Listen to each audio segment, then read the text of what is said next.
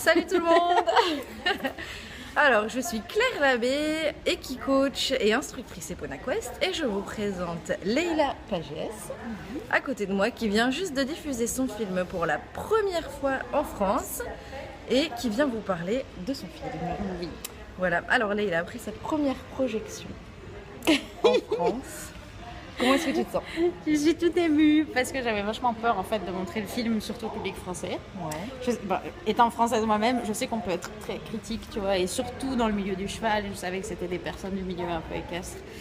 Donc voilà, j'avais un peu la trouille de me dire qu'est-ce qu'ils vont en penser. Et en fait, je suis toute émue parce qu'il y a plein de gens parce que les gens ils disent que ça les encourage. En fait, ce qui m'émeut le plus, je pense, c'est les gens qui me disent que ça les encourage à aller plus loin, quoi.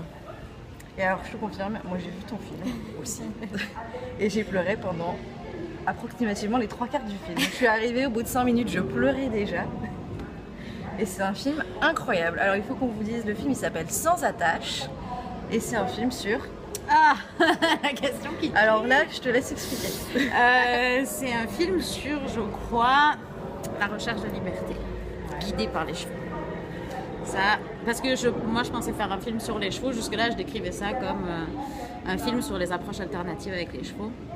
Sauf que en fait quand tu te mets dans, enfin quand tu rentres vraiment dans cet univers-là, ben c'est les chevaux qui, tu penses que tu guides les chevaux, ou qu'en tout cas tu aides les chevaux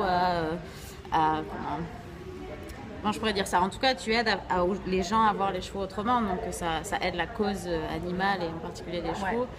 Et finalement tu vois que tout le long c'est eux qui t'aident et qui t'emmènent plus loin.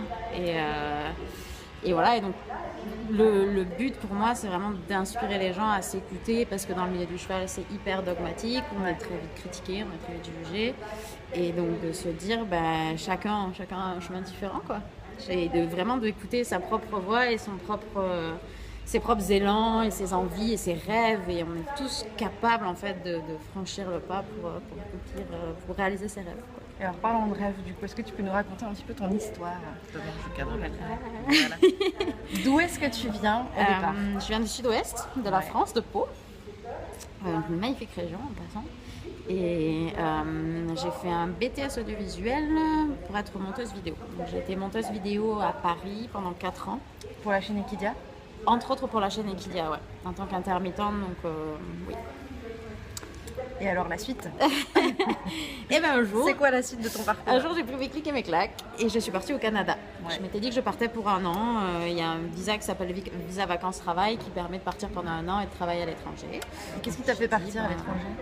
Ça faisait longtemps que j'étais curieuse, j'avais des envies d'ailleurs. Vraiment la vie parisienne, à un moment donné, il y a eu un ras-le-bol général.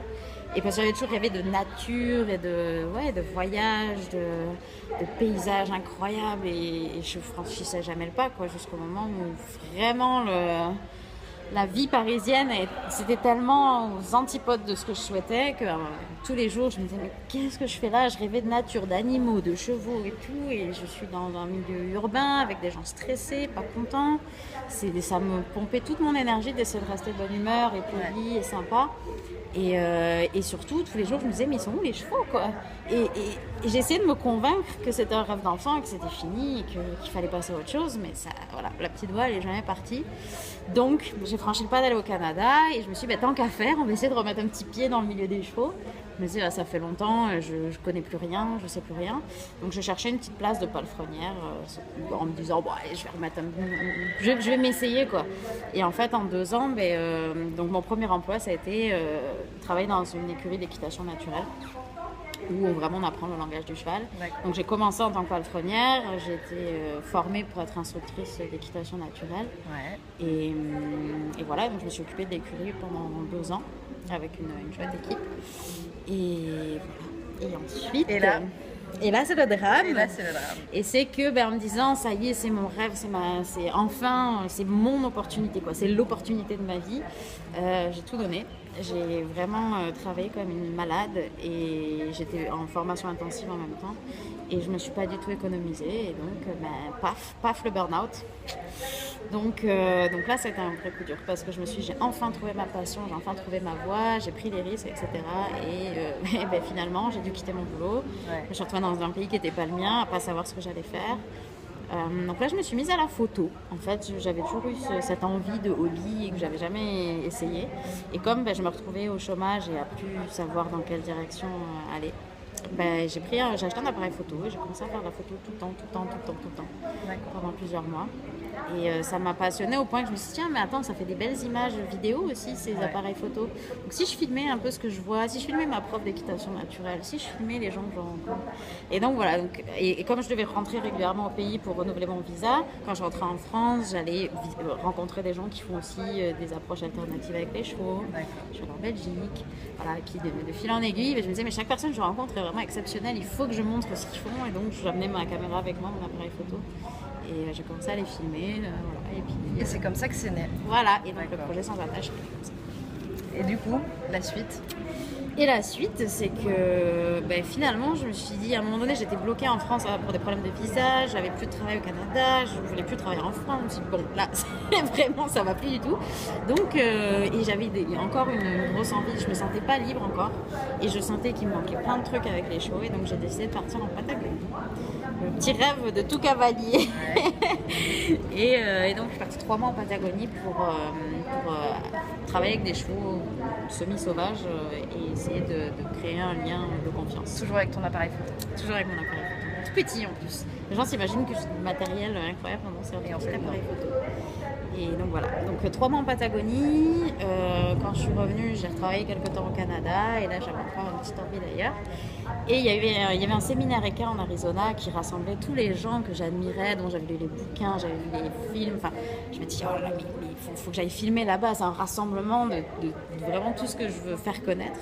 Donc là, j'ai pris un petit risque financier. J'ai fait un petit emprunt pour pouvoir financer le dernier tournage. D'accord. En me disant, Inch'Allah. Et là, tu avais déjà l'idée de construire ton film? Ouais, là c'était déjà. J'étais partie d'une idée de faire des petites vidéos YouTube. Et là, ça s'est transformé en une histoire plus longue, plus grande à raconter. Donc là, j'étais dans l'idée de faire un film. Je me suis dit, ça va se terminer en Arizona finalement. Ça va se terminer avec ce rassemblement de gens qui font des choses différemment. Et non, Et en fait, non. parce que le voyage continue toujours. Et en Arizona, j'ai rencontré des personnes qui vivaient au Costa Rica et qui font de l'équi-coaching là-bas. Et on a une connaissance commune là-bas qui, à ce moment-là, m'a proposé d'aller le voir. Donc j'ai fait d'une pierre deux coups, je suis allée le voir à lui et j'ai été voir ces 2 personnes au Costa Rica que j'ai interviewées. Donc je suis partie pour 4 jours, vraiment les interviewer, voir leur lieu et en apprendre un peu plus sur l'équi-coaching. Et puis, 2 ans plus tard, en fait, j'ai jamais quitté le lieu. Voilà, donc maintenant je suis basée là-bas grâce à eux et ils ont permis, en fait c'est eux qui m'ont proposé de rester et de soutenir le film en me permettant de vivre là-bas gratuitement et de faire le montage du film. Donc toute la post-production elle s'est faite là-bas. Et ça y est, tu restes là-bas pour le moment? Pour l'instant je suis là-bas. Ouais. Alors dans le film, on doit avec JR, la star du film. La star du film. On voit que c'est avec lui que tu as dénoué finalement les derniers liens qui te retenaient. Et la fin du film se termine sur une magnifique image où tu es en liberté avec JR, les bras ouverts. Je ne vends pas la fin du film, les gens vont savoir comment ça se termine. Et alors, il y a une question qui t'a été posée qui était exceptionnelle, je trouve, tout à l'heure à la fin du film, qui était de savoir combien de temps il s'était passé entre la première rencontre avec ce cheval et le moment où tu arrives à aller au grand galop, complètement en liberté sur son dos, sans licol, sans selle, sans rien. Il y a une question que j'ai pas faite, donc effectivement c'est une très bonne question. Il s'est passé donc 1 an et demi entre les deux, mais pendant cette année et demie j'ai pas travaillé avec lui. J'ai travaillé avec d'autres chevaux en fait. Des jeunes, des moins jeunes, des chevaux à problème, des chevaux pas à problème. Je mets des gros guillemets, mais enfin voilà. Et en travaillant en tant que participante de stage d'équi-coaching, en travaillant sur moi et en tant qu'entraîneur avec des jeunes chevaux pour les aider à être un peu plus sereins dans notre monde humain. Voilà, j'ai mélangé tout ça, il y a eu plein de compréhension, de virages, de trucs au moment. Et c'est là où je me suis dit, mais il faut que ça finisse avec JR en fait, parce que c'est lui qui m'a ouvert cette porte-là vers les émotions, vers l'équi-coaching, c'est lui qui m'a choisi, du coup, ça vous verrez dans le film pourquoi. Et donc, je me suis dit, c'est obligé que ça se termine avec lui. Et ça m'a pris 1 mois à tourner cette scène. Ah oui, quand même. Oui. Et je me suis prise une dizaine de fois parce que en fait, j'ai réalisé tout le chemin que ça me demandait de parcourir. Il y a eu des moments de galère, des moments où moi j'étais pas dedans, où lui n'était pas dedans, où on se comprenait pas, des moments géniaux mais où on avait des problèmes de caméra, enfin voilà, tout ça tu vois qui fait que c'est pas hyper, c'est simple en fait mais c'est pas facile nécessairement. Donc ça demande quand même une certaine persévérance, mais moi j'avais cette idée là justement que ça se termine au grand galop, on rejoint la horde et voilà, c'est magnifique et ben on s'en va dans le soleil couchant machin. Mais en fait, c'est lui qui m'a dit, mais non, nous, c'est pas ça qu'on fait, quoi. C'est pas juste au contraire. Et donc, ça se termine finalement sur un truc très calme et très posé. On a une sensation de liberté, tout ça, mais après, ça redescend. Et quand on rejoint la horde, on est dans le calme. Et la horde, elle est là. Tu vois, enfin, c'était hyper important, en fait, visiblement pour lui aussi, de me faire passer ce message-là que c'est, voilà, que déjà que c'est pas fini, que ça, c'est important, c'est toujours un chemin. Et que c'est un chemin, je pense, à vie. Et que les chevaux, ils sont dans cette envie-là d'être dans le présent, dans le calme, dans le bien-être. Et voilà. C'est pas nécessairement, nous, on voit ce truc-là de grand galop, d'émotions fortes. Eux, ils nous permettent d'apprécier ces moments de calme et ces moments d'harmonie, tu vois, qu'on a trop souvent tendance à sous-estimer, je pense. Merci beaucoup.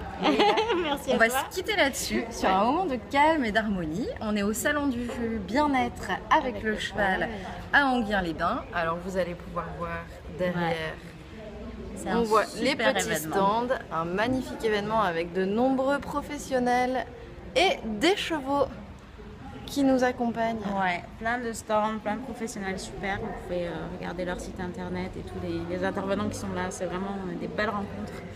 Et j'ai cru entendre que ce salon allait se renouveler normalement, donc on devrait pouvoir le retrouver peut-être tous les ans ou tous les 2 ans, enfin on demandera aux organisateurs. Donc on était là pour dire que tu vas projeter ton film, faire une petite tournée en France, en Suisse et en Belgique au mois de octobre-novembre 2018. Exact. Les dates sont encore à planifier. Oui.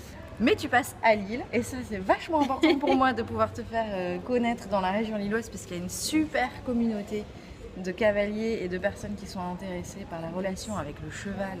Génial. Voilà, et le bien-être en général. On a vraiment une communauté super sympa. Donc on va t'organiser ça. Pour te retrouver, pour organiser des projections. Donc comment ça se passe? Ça se passe soit sur sansattache.com, soit m'écrire un petit email à info@sansattache.com. Et vous me dites où vous êtes, ce que vous voulez, où vous voulez projeter, ou si vous avez une idée de cinéma ou de salle qui pourrait être intéressée, ou d'association, ça peut se faire. Voilà, donc si je passe près de chez vous, je fais un petit détour et on se fait une petite proche. Voilà. Et donc pour nous, eh bien, ce sera à Lille en partenariat avec Cavaliance.com. Donc si vous voulez organiser quelque chose, n'hésitez pas à me contacter dans la région, je me ferai le relais auprès de Leïla. Et pour plus d'informations, eh bien, venez vous inscrire sur le site, comme ça vous aurez toutes les nouvelles. Et je transférerai avec grand plaisir toutes les nouvelles de Leïla. À très bientôt. Merci Claire. Salut. Bisous. Bye bye.